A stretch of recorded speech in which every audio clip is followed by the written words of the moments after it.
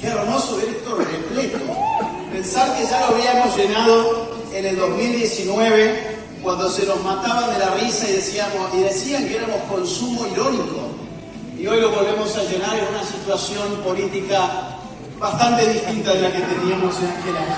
Muchas gracias a todos por haber venido. Muchas gracias. Muchas gracias.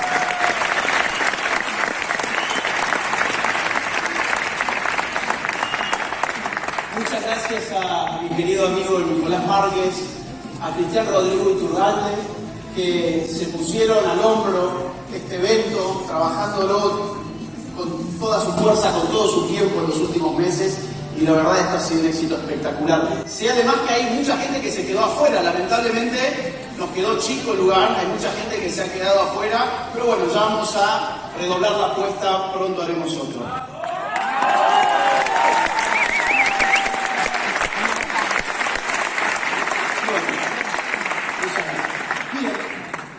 Vamos a meternos de lleno.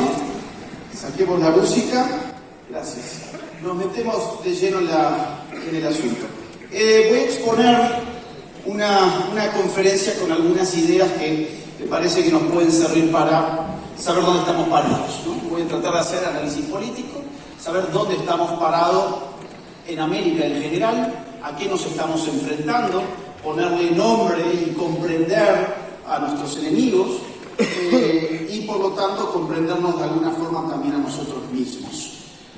Miren, vamos a empezar describiendo el contexto político-ideológico que nos trae al año 2024.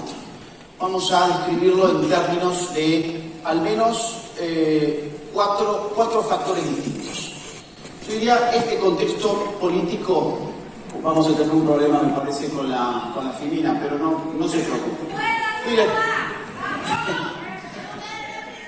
estamos viviendo una segunda oleada del socialismo del siglo XXI. Este es uno de los escenarios que me gustaría a mí describir para saber, insisto, dónde está nuestra América parada hoy. Estamos viviendo una segunda oleada del socialismo del siglo XXI. ¿Qué es el socialismo del siglo XXI? El socialismo del siglo XXI es el proyecto político del Foro de San Pablo.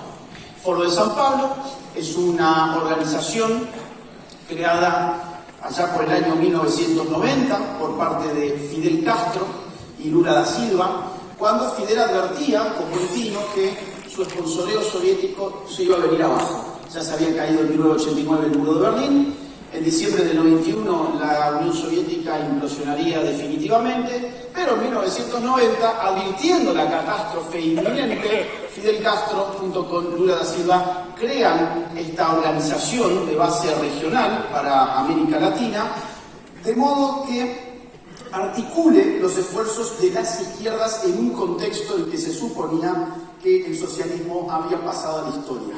Ya el Occidente celebraba, con una frase muy típica de aquellos años, aludiendo al fin de la historia. La historia habría terminado con el triunfo definitivo e irreversible del capitalismo liberal. Bueno, la realidad es que el socialismo no se apagó, sino que se reencendió. ¿Dónde? En nuestro continente. En nuestro continente. Abandonó sus zonas típicas y pasó a ser una realidad en América Latina. El Foro de San Pablo fue un conjunto de partidos, ONGs, incluso grupos guerrilleros colombianos, intelectuales, militantes de izquierdas, todos de izquierdas, que se reunieron a redefinir su estrategia. Y su estrategia dio mucho éxito. Fíjense ustedes la cantidad de presidentes que salen del foro. Hugo Chávez, Nicolás Maduro, Evo Morales, Lula da Silva, Dilma Rousseff, el matrimonio Kirchner vinculado también al foro, en el caso de nuestro país, Rafael Correa en Ecuador. Daniel Ortega, si bien es anterior al foro, se sostiene con los auspicios del foro también. Los uruguayos, Pepe Mujica, Tabaré Vázquez, vinculados al foro. Entonces, Lugo en Paraguay, no sé si se acuerdan de Lugo, Celaya en Honduras. De golpe, América Latina empieza a teñirse de un nuevo proyecto continental llamado socialismo del siglo XXI, y vaya que tiene éxito, vaya que tiene éxito. Pero a partir del año 2015 parecen estar descomponiéndose, parecen venirse abajo. ¿Por qué digo que parecen venirse abajo? Bueno, porque van a pasar muchas cosas a partir del año 2015. A partir del año 2015, por ejemplo, suponíamos, no teníamos más kirchnerismo de ahí en adelante porque había ganado Mauricio Macri y el kirchnerismo habría pasado a la historia. Después ya sabemos que en realidad le tendieron una alfombra roja para que volviera. En el caso de Estados Unidos llegaba un señor llamado Donald Trump en el año 2016. En el año 2018, en Colombia, gana el candidato de Álvaro Uribe, Iván Duque. En el caso de Brasil gana Bolsonaro. En el caso de Chile gana Piñera, la centro derecha chilena. Todo parece más o menos estar en orden.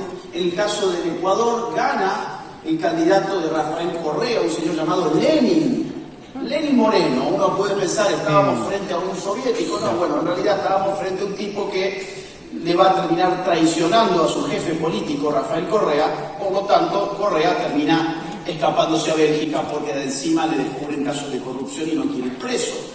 Entonces, cuando uno advierte este panorama, ve que en general hay un retroceso del socialismo del siglo XXI a partir del año 2015. En todas partes, salvo en un lugar. Ese lugar es México. En el año 2018 llega López Obrador a la presidencia y no es una casualidad que a partir del año 2019 se cree el Grupo de Puebla, el Grupo de Puebla. Junio de 2019 crean en México el Grupo de Puebla y ponen como presidente del grupo a este señor que vemos en la pantalla.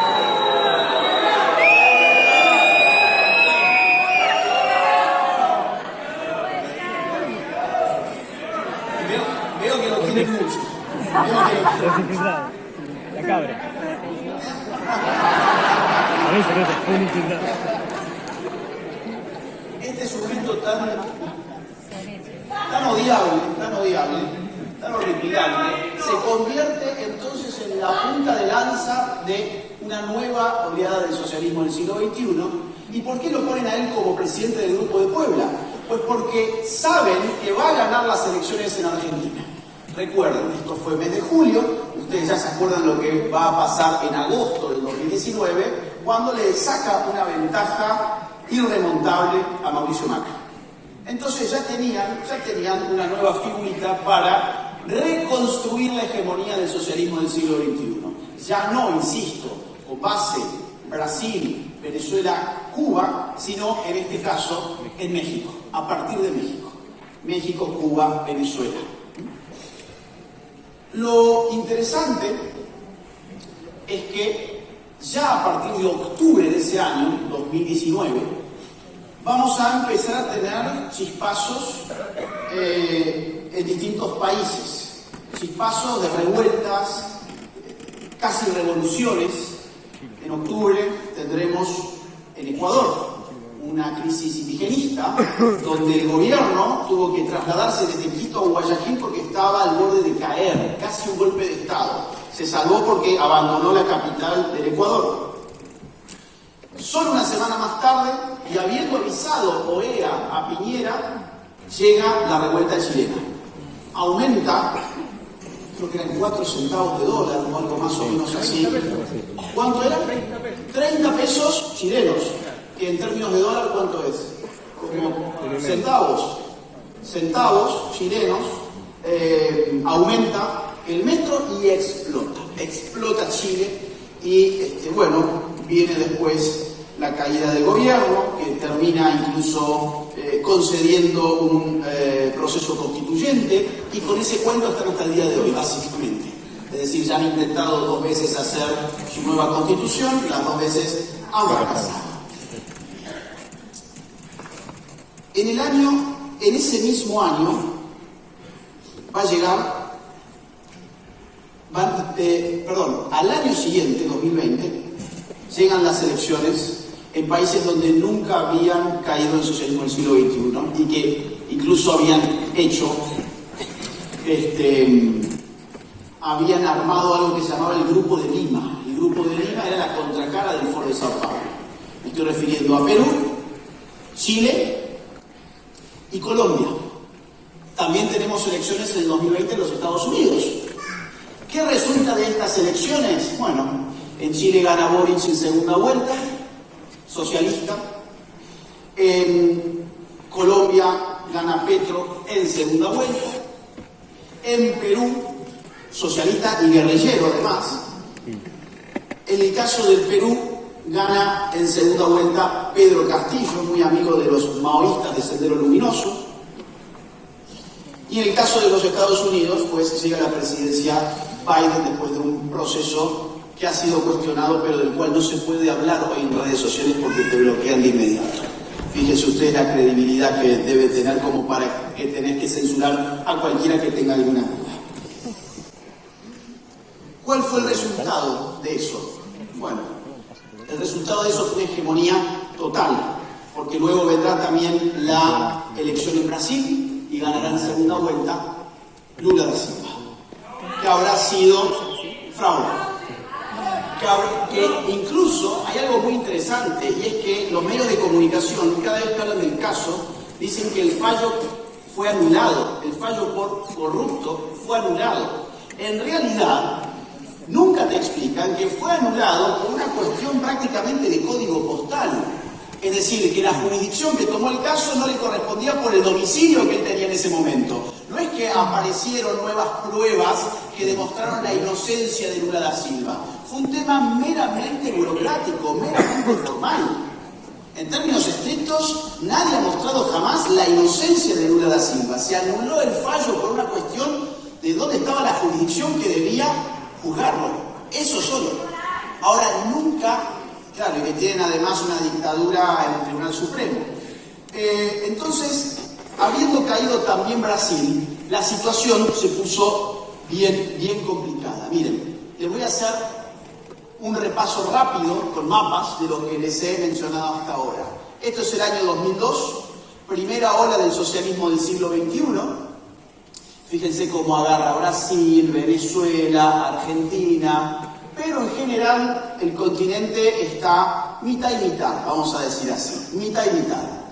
Fíjense lo que pasa en el 2009, ya empieza a avanzar más esa primera ola y ya no está mitad y mitad del continente. Ya tenemos en el año 2009 una hegemonía muy clara del socialismo del siglo XXI.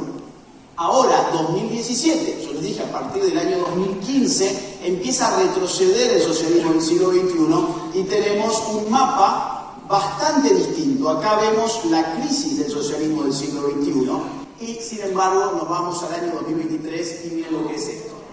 Este es el año 2023, prácticamente todo teñido de rojo, con excepciones, además de países chicos, por ejemplo, Ecuador, Paraguay, Uruguay, El Salvador, Guatemala en ese momento, ya no, ya habría que pintarlo también de rojo, habiendo ganado Sevilla allí en las elecciones, y Costa Rica.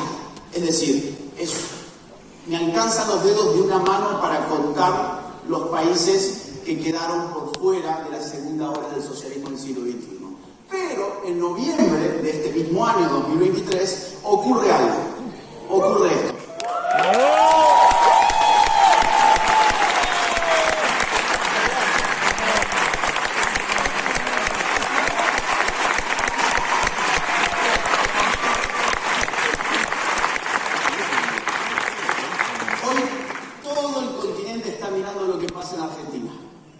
Hay dos países que están siendo muy vistos en este momento en términos políticos. Estados Unidos, por las elecciones venideras, y Argentina, porque la gente sabe que lo que se está jugando en nuestro país es la libertad no solo de nuestra gente, sino de nuestros vecinos también. Entonces, Entonces, tenemos que tomar plena conciencia de eso.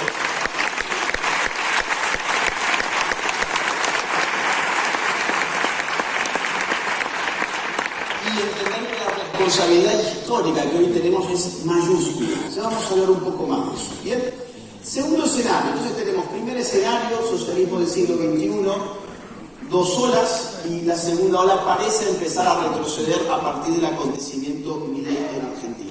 Segundo escenario, que voy a mencionar muy rápidamente, recién Vicente mencionaba el globalismo. ¿Qué es el globalismo? Lo voy a decir de una manera muy digamos, lo más simple que pueda. Esta es la tapa de un libro más famosa de la historia de la literatura política. Esta es la tapa del libro Leviatán de Hobbes, filósofo político inglés, siglo XVII, momento en que se está formando lo que se conoce como Estado moderno, en su primera manifestación, que es el Estado absoluto, y Hobbes le pone nombre, Leviatán. El Leviatán es un monstruo bíblico que aparece en Job. Y Hobbes elige ponerle ese nombre al aparato estatal. Hobbes va a decir que el Estado, o el Leviatán, está animado por un alma específica, tiene un alma. Este monstruo llamado Leviatán, llamado Estado, tiene un alma, tiene un principio de movimiento, un principio vital, llamado soberanía. Soberanía es un concepto político-jurídico que va a ser muy importante para el desarrollo del Estado moderno a partir del siglo XVI y XVII. El concepto de soberanía va a estar en el centro del desarrollo del aparato estatal moderno. Insisto, no ha habido Estado moderno desde siempre, es una criatura que podemos encontrar su punto de arranque. El primer gran filósofo del Estado moderno ha sido Hobbes, y esta es la etapa más famosa de la historia de la literatura política. ¿Qué es la soberanía? La soberanía es el derecho exclusivo y excluyente a decidir sobre el ordenamiento jurídico del territorio que se domina. ¿Esto qué significa? Significa que la autoridad estatal se caracteriza, decimos nosotros, por monopolizar el uso de la fuerza. Sí, de la fuerza legítima. Ordena jurídicamente lo que ocurre en su territorio. Yo vengo de España, dijo recién Nicolás, vamos a suponer que estoy en España y no en Argentina. Yo no puedo decir en España, miren, yo me voy a tener a la ley argentina estando en España. Porque ellos me van a decir, mire señor, es que el principio del poder político es territorial. No me importa que usted sea argentino. Usted tiene que cumplir la ley española cuando usted se encuentra en España. De la misma forma que un español tiene que cumplir una ley argentina cuando está en suelo argentino. Porque el aparato de dominación política que le rige en ese momento tiene base territorial. El Estado es una organización que se asienta sobre un territorio y domina jurídicamente ese territorio. Eso es lo que le llamamos soberanía. ¿Qué es el globalismo y por qué introduzco de esta forma? El globalismo es la transferencia de este poder, el poder soberano, es la transferencia que va desde el Estado-nación hacia entidades supranacionales, a entidades supraestatales. Por sobre el monstruoso leviatán hobbesiano empiezan a constituirse órganos de poder que no tienen territorio, no tienen un territorio determinado, no tienen un pueblo determinado, no les asiste una nación en particular, no tienen patria, pero sí tienen voluntad política. ¿Voluntad política de qué? Voluntad política de llevar adelante lo que ellos mismos llaman gobernanza global. La idea de que un mundo globalizado debe ser gobernado por instituciones de carácter global. Ejemplo, bueno, el ejemplo más claro es este. ¿Qué es esto? Esto se llama Agenda 2030. La Agenda 2030 es una agenda creada por Naciones Unidas de 17 objetivos, 169 metas que deben cumplirse entre el año 2015 y el año 2030. Estos objetivos y estas metas son casi una cartita a Papá Noel, son muy bonitas, ¿no? O sea, son grandes deseos.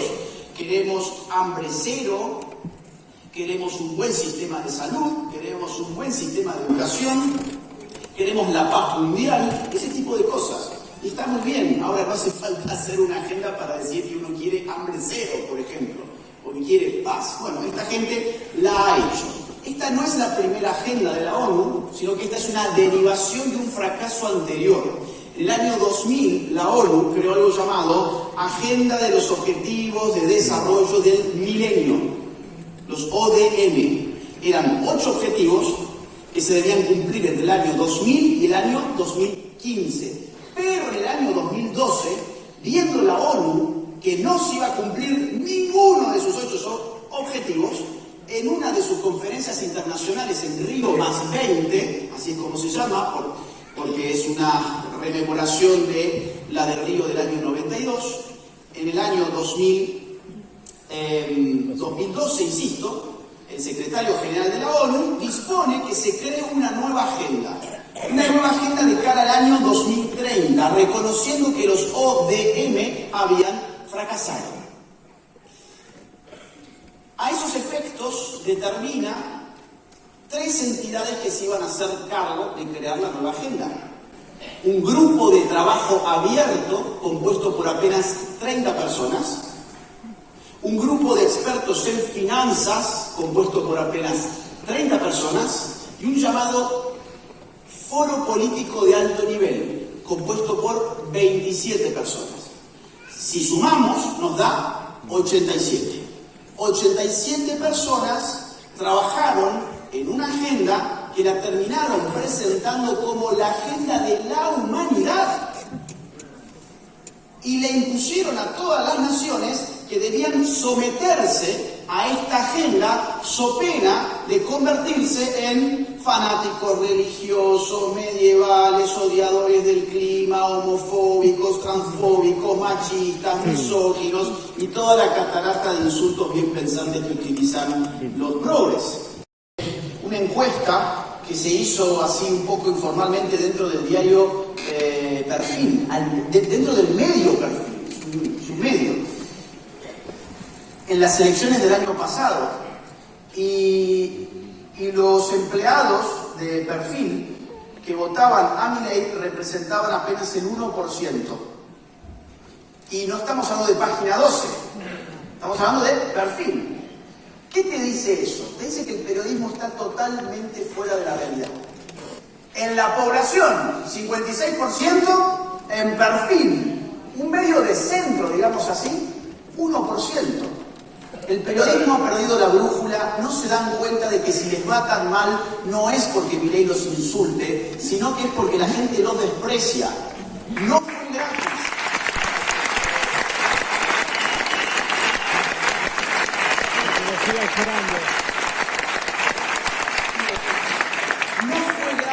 No fue gratis haber vendido un Larreta ya es presidente. No fue gratis haber vendido un Alberto moderado. No fue gratis habernos perseguido durante la pandemia, lo mismo que ahora dicen, ¡ay, qué horror la cuarentena de Alberto Fernández! Ahora todo el mundo finge que estaba en desacuerdo, pero yo me acuerdo bien de esos liberticidas saliendo con sus micrófonos y sus cámaras a cazar ciudadanos porque querían salir a tomar aire fresco, sacar a pasear al perro o salir a dar una vuelta. Los salían a cazar.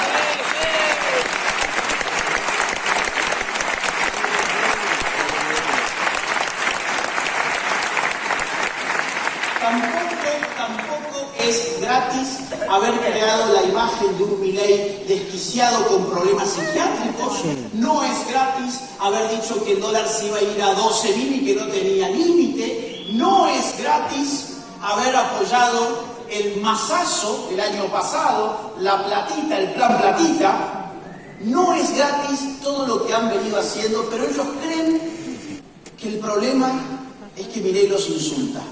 Fíjense ustedes la poca capacidad que tienen de la autocrítica. Lo veo a Longobardi, por ejemplo, que hoy, de ser el máximo representante del periodismo político en Argentina, hoy está cuarto en su estación de radio, no lo quiere escuchar nadie, se arma un canal de YouTube, no lo mira nadie a Longobardi. A veces me da hasta pena, pero es que no es gratis haber sido un mentiroso. No es gratis haber sido la mejor prostituta del poder político.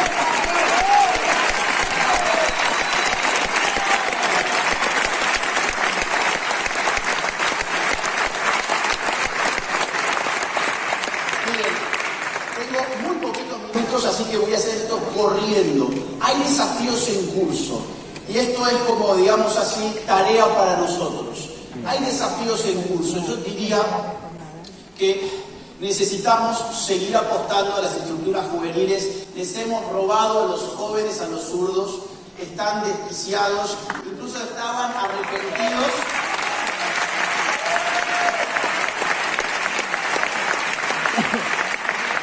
Estaban incluso arrepentidos de haber abierto las urnas para los chicos de 16 y 17 años, porque todos necesitamos apuntalar esto. Y un desafío que tenemos por delante es apuntalar esto en las universidades. Necesitamos empezar a crear centros de estudiantes de derecha.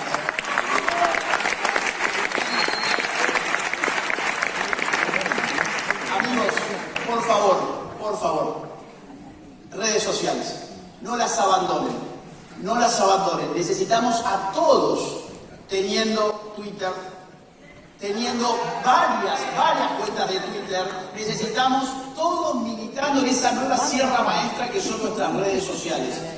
No abandonen ese campo. Ese es el único campo donde nosotros podemos en este momento plantear nuestras ideas con libertad, gracias a que X, ahora que es de Elon Musk, ha garantizado la libertad de expresión.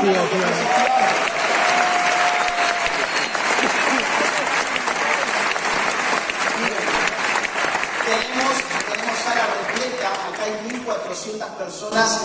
Por favor, que nadie se quede sin tener su cuenta en X. Ay, es que no me divierte, a mí tampoco me divierte X. Pero bueno, esto no es para divertirse. Si esto se llama batalla cultural, es porque uno tiene que dejarlo todo. Así que bájense, háganse cuentas.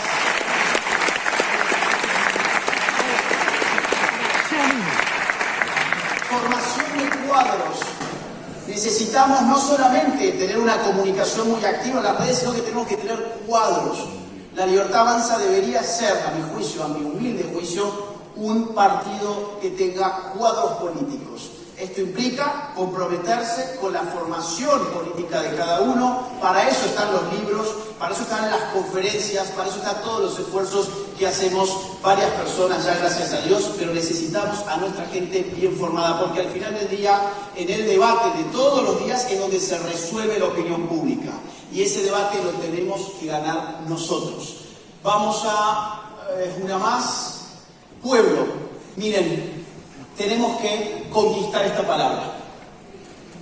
Yo entiendo que la derecha siempre ha estado reticente porque suena a populismo, porque suena a demagogia, pero esta palabra es vital. En esta palabra se está jugando el espíritu de la democracia. Y haríamos muy mal nosotros de contentarnos con algo llamado el individuo.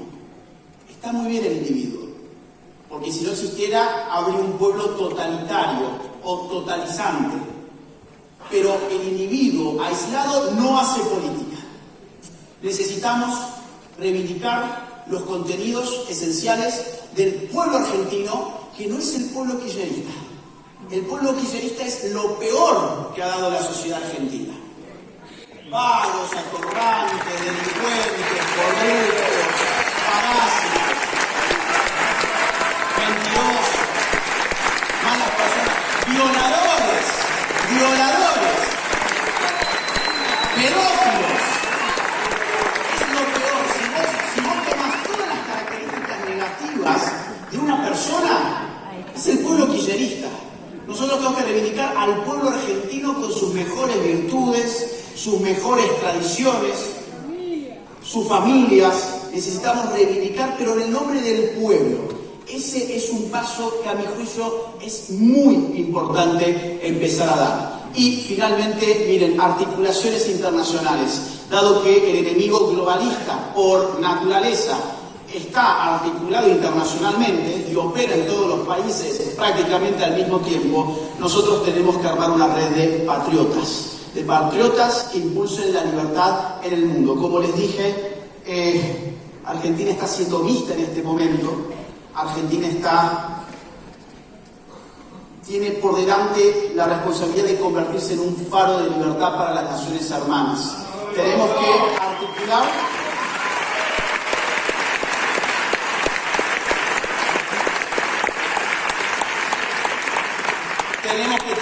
alianzas internacionales. Empecemos a concurrir a los eventos internacionales, Foro de Madrid, CIPAC, que se va a hacer en Argentina este año.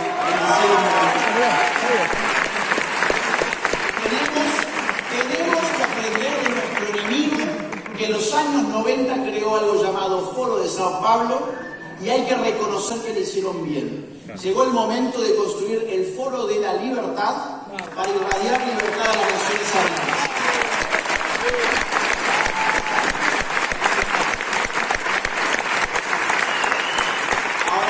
Ahora sí, miren, lo que hemos logrado en Argentina es algo de abajo hacia arriba, algo totalmente de abajo hacia arriba.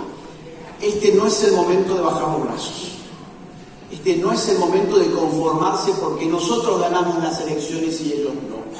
Este es el momento en que hay que dejarlo todo en la cancha, mucho más que en la campaña, porque la responsabilidad ahora es doble, por decir poco. Necesitamos tener un compromiso real con esto. Afíliense, métanse, estudien, militen todos los días, en todos los contextos, en la familia, en las iglesias, en los grupos universitarios, en las escuelas. Esto depende de nosotros y esta es la única oportunidad que vamos a tener. Si desperdiciamos esta oportunidad, va a venir lo peor. Va a venir lo peor. Depende de nosotros, los argentinos de bien, que Argentina no solamente sea grande otra vez, sino que se constituya en el faro de la libertad que las naciones necesitan. Muchas gracias.